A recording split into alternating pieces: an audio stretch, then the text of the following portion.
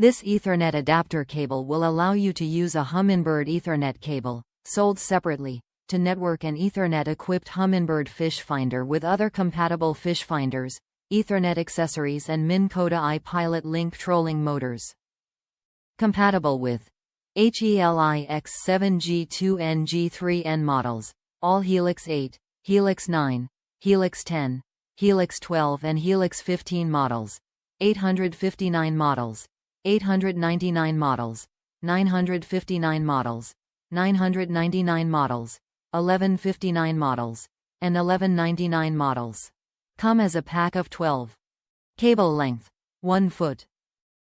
If you are networking two fish finders from the above list together, it will require two AS EC QDE cables plus one Ethernet cable of the appropriate length for your boat's needs.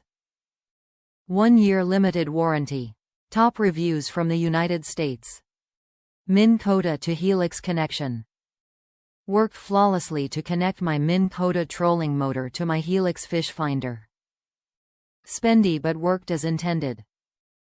It's a guessing game usually when buying these network cords, doesn't seem to be a good reference source for what they are compatible with.